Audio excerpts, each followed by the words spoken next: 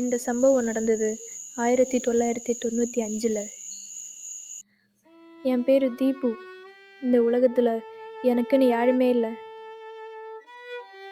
நான் 10th வரைக்கும் எங்கள் ஊர் ஆர்ஃபனேஜில் படித்தேன். வேலை பார்த்துக்கிட்டே ஹையர் செகண்டரிஸ் படிக்கணுன்றதுக்காக இந்த புது ஊருக்கு வந்து சேர்ந்தேன்.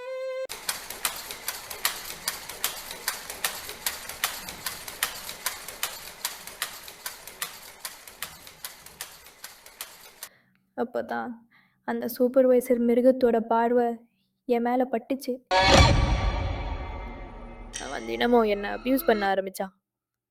அந்த இடத்த விட்டு போயிடுறது தான் அவன்கிட்ட இருந்து தப்பிக்கிறதுக்கு ஒரே வழின்னு புரிஞ்சுது. அன்றைக்கி ஈவினிங் ரயில்வே ஸ்டேஷன் போனேன். எங்கே போகிறதுன்னு தெரியாது. ஆனால் அங்கே மட்டும் இருக்கக்கூடாதுன்னு நினச்சேன். அங்கே இருட்ட ஆரம்பிச்சிருச்சு. ஆனால் எந்த ட்ரெயினுமே வரல. என்ன ஆனாலும் சரி, இன்றைக்கி நைட்டு நான் அந்த மில்லுக்கு போக மாட்டேன். ஒருவேளை அவன் என்னை தேடிக்கிட்டு இங்கே வந்துட்டானா? ட்ராக் பக்கத்தில் இருந்த கூட் ஷெட்டில் ஒளிஞ்சிக்கலான்னு அதுக்குள்ளே போனேன். அந்த இடம் பாலடைஞ்சு ரொம்ப திகிலாக இருந்துச்சு.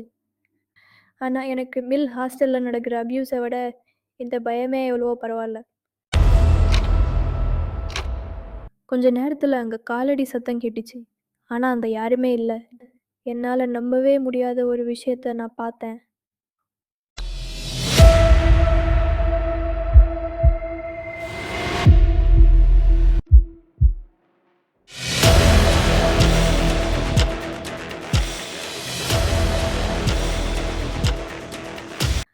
தலையில்லாத அந்த உடல் எந்திரிச்சு நடக்க ஆரம்பிச்சுது.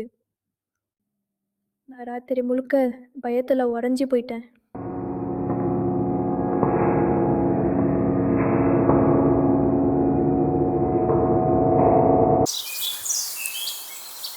விடிஞ்சதுக்கப்புறம் நான் பார்க்கும்போது அந்த இடத்துல யாருமே இல்லை. நான் ராத்திரி பார்த்தது நிஜமா இல்லை கற்பனையான்னு எனக்கு ரொம்ப குழப்பமாக இருந்துச்சு. அன்றைக்கி பகலில் அங்கே எந்த ட்ரெயினுமே வராதுன்னு கேள்விப்பட்டேன். எனக்கு ரொம்ப பசிச்சுது. நான் மில்லுக்கே திரும்பி போனேன். அவன் என்னை பார்த்து ரொம்ப கோவமாக வந்தான். இன்னைக்கு ராத்திரி என்ன ஆனாலும் அவன்கிட்ட இருந்து தப்பிக்க முடியாதுன்னு மிரட்டினான்.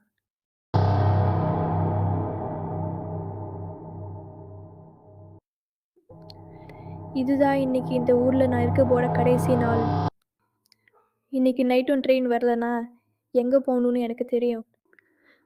நேற்று ராத்திரி ஃபுல்லாக அங்கே இருந்தோம். அது என்னை எதுவுமே பண்ணலை.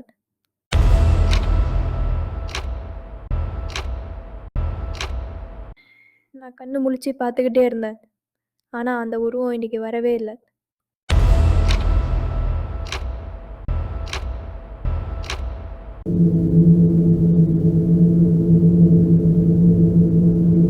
அப்போ என் பேரை யாரோ கோவமாக கத்துற சத்தம் கேட்டுச்சு. நான் பயந்தது நடந்துருச்சு. அவன் என்னை தேடி இங்கே வந்துட்டான்.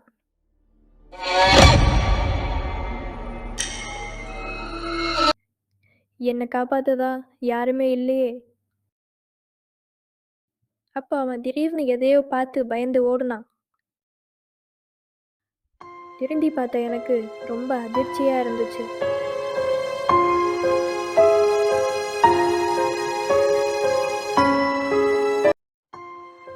அதுக்கு முகம் இல்லை, ஆனால் மனசு இருக்குன்னு புரிஞ்சுக்கிட்டேன்.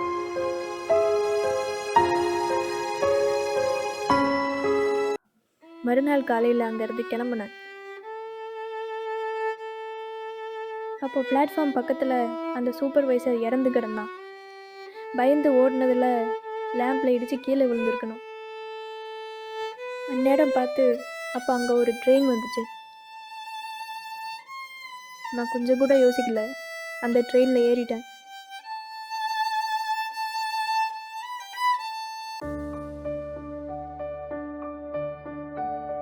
இருபத்தஞ்சு வருஷத்துக்கு அப்புறம் திருப்பி அந்த ஊருக்கு வரேன். லைஃப்ல எல்லா ப்ராப்ளமையும் தனியா ஃபேஸ் பண்ணி ஜெயிச்சிருக்க. இப்போ இங்க வந்தது எனக்காக நின்ன ஒரு ஆளை பார்க்க. அந்த கோட் ஷெட் இப்போ ஒரு வெயிட்டிங் ஹாலா மாறி இருந்துச்சு.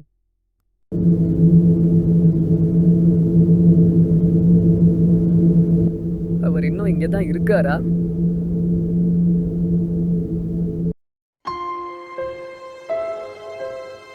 இல்ல இந்த பொல்லாத மனுஷங்க அவரையும் துரத்திட்டாங்களா? நீ எங்க இருக்க என் நண்பா?